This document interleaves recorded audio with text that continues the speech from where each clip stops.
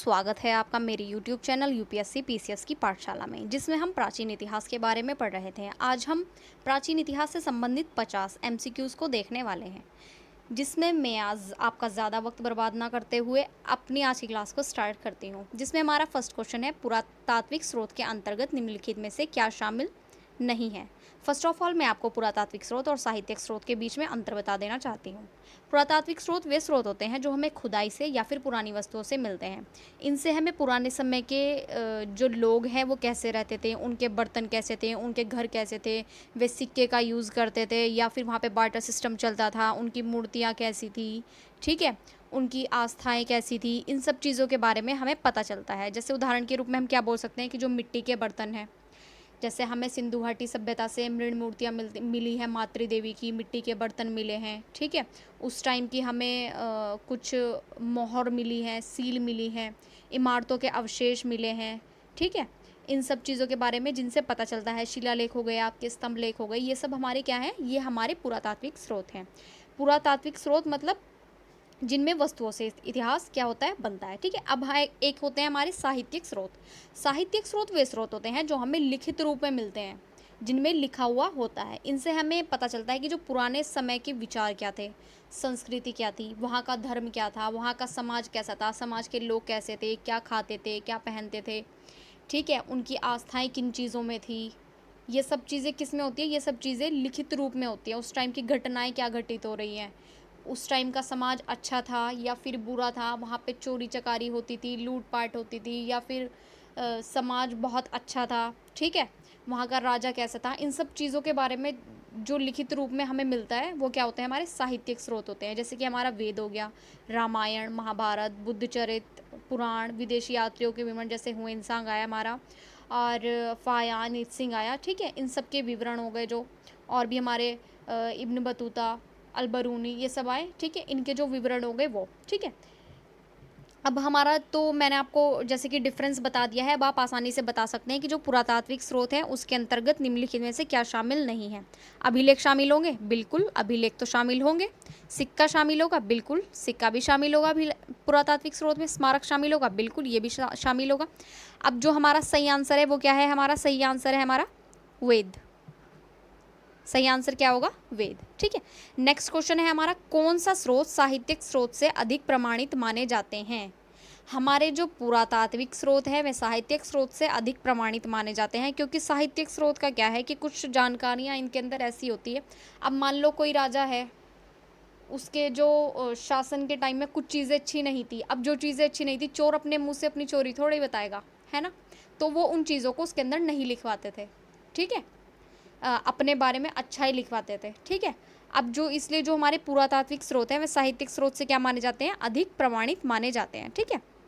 अब next question है हमारा, साहित्यिक स्रोत के अंतर्गत निम्नलिखित में से क्या आता है। साहित्यिक स्रोत के अंतर्गत क्या आता है, अभिलेख आता है, भवन आता है, पुराण आता है, या फिर चित्र, लिखा हुआ क्या है हमारा, पुराण। तो इसका ऑप्शन सी क्या हो जाएगा, करेक्ट हो जाएगा, ठीक है। अब नेक्स्ट क्वेश्चन है हमारा, पाषाण युग से क्या तात्पर्य है। पाषाण मतलब पत्थर, पाषाण से इजी समझ आ रहा है क्या होता है पाषाण, पत्थर। तो अब हम देख लेंगे पत्थर कहाँ लिखा हुआ है, ये लिखा हुआ पत्थर, ठीक है। अब तो ऑप्शन है हमारा, वह काल जब लोग धातु पर आश्रित थे, नहीं, पाषाण के बारे में पूछा गया है। तो या फिर वह काल जब लोग पत्थर पर आश्रित थे, बिल्कुल जब लोग पत्थर पर आश्रित थे उसी काल को हम पाषाण युग कहते हैं, ठीक है।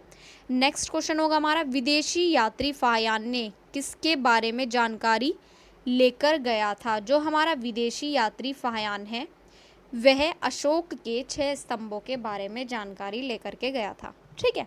नेक्स्ट क्वेश्चन है हमारा, भारतीय पुरापाषाण युग के औजारों और जलवायु परिवर्तनों के आधार पर कितने भागों में बांटा गया है। जो भारतीय पुरापाषाण युग है उसको औजारों और जलवायु परिवर्तनों के आधार पर कितने भागों में बांटा गया है, तो उसे 3 भागों में बांटा गया है, ठीक है।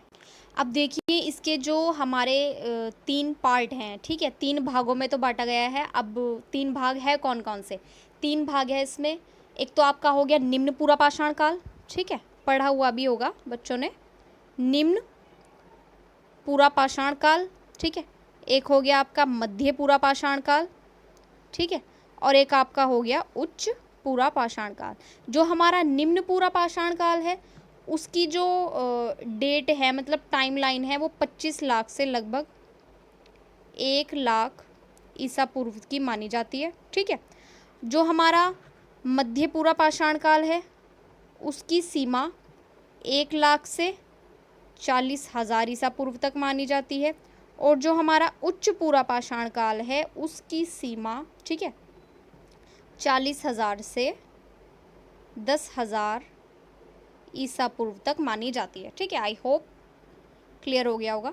नेक्स्ट क्वेश्चन है हमारा जो हिमयुग है, जो हमारा ये है ना पूरा पाषाण काल, इसको हम हिमयुग भी कहते हैं। ठीक है। क्योंकि ये वे काल था जिसमें हमारा जो टाइम है वो किस में गुजरा है, हिमयुग में गुजरा है, बर्फ में गुजरा है। ठीक है। तो इस वजह से जो पूरा पाषाण काल है उसको क्या कहा जाता है, हिमयुग कहा जाता है। ठीक है।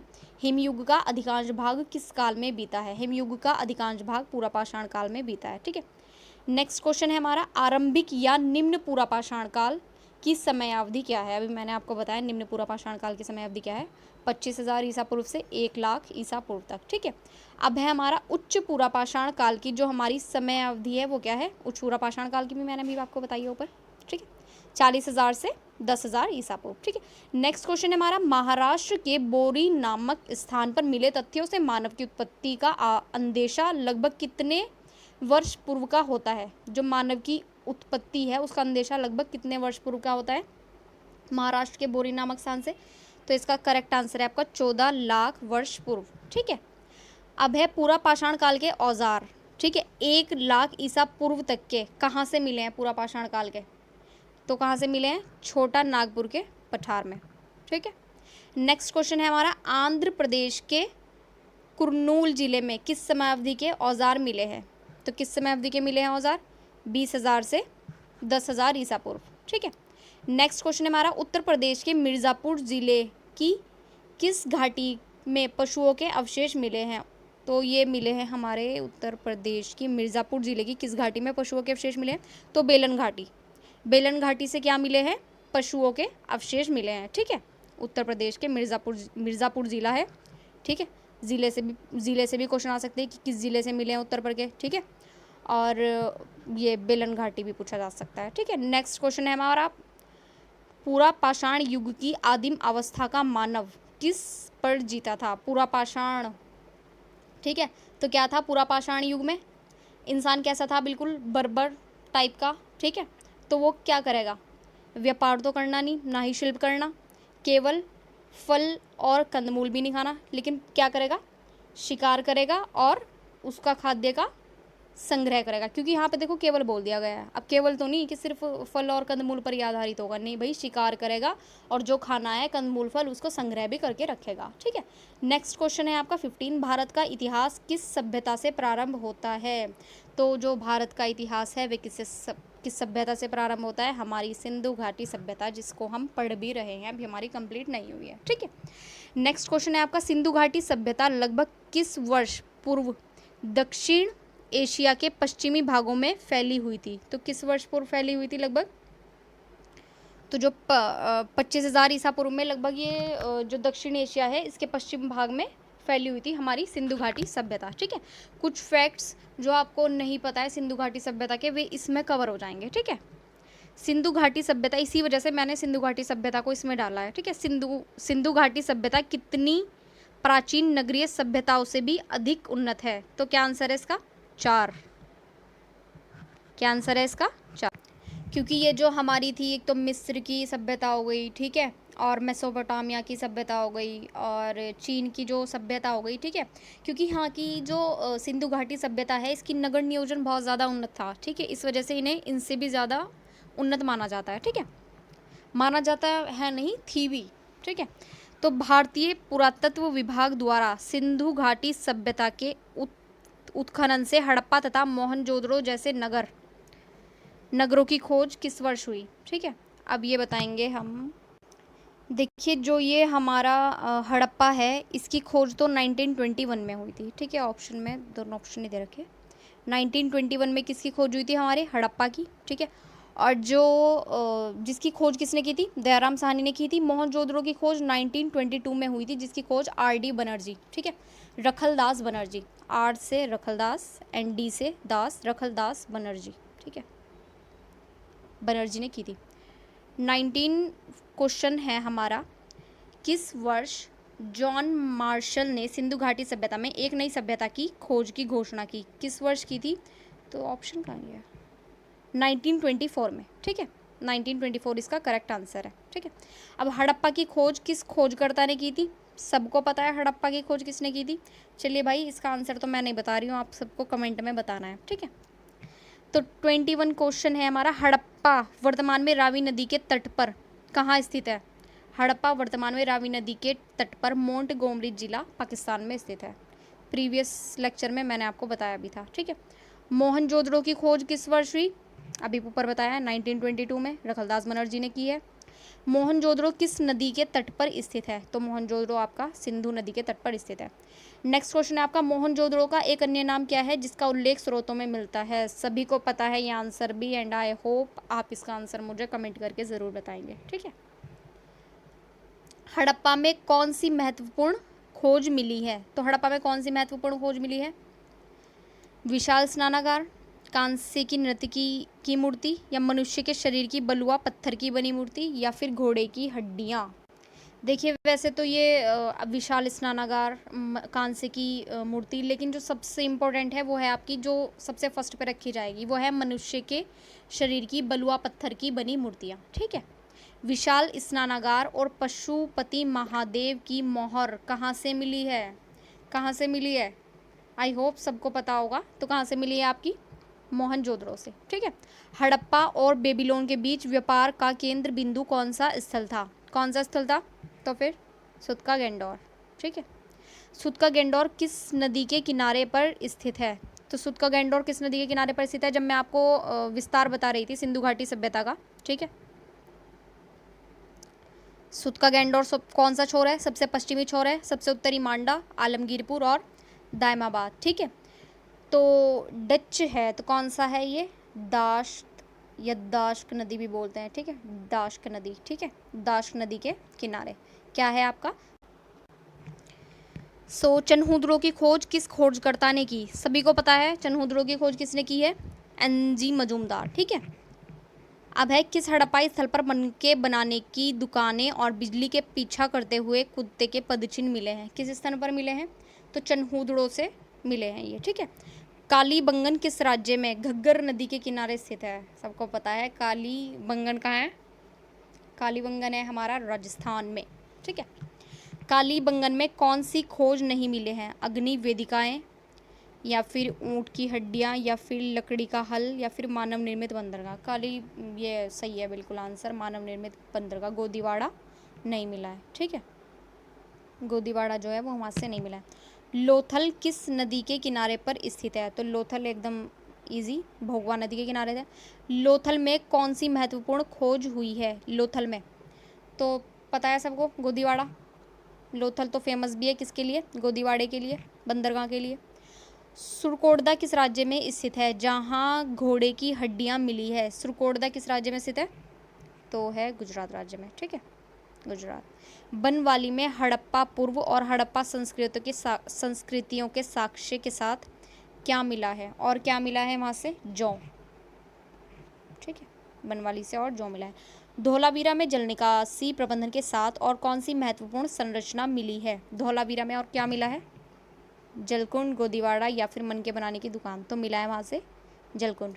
सिंधु घाटी सभ्यता के कुल कितने चरण स्रोतों में उल्लेखित हैं? कितने चरण? तो 3 चरण, ठीक है। प्राक हड़प्पा, परिपक्व और उत्तर हड़प्पा, है ना। परिपक्व जो हड़प्पा सभ्यता का काल कब से जो परिपक्व है? 2600 से 1900, जब वे अपने किस पर थी? पीक पर थी, ठीक है। अब 40 क्वेश्चन है आपका, प्रारंभिक हड़प्पाई चरण किस नदी घाटी में चिन्हित हाकरा चरण से संबंधित है? हाकरा चरण से संबंधित है तो घग्गर हाकरा। हाकड़ा किस में लिखा हुआ है? हाकरा, हाकरा, हाकरा, सही आंसर घग्गर हाकरा, ठीक है।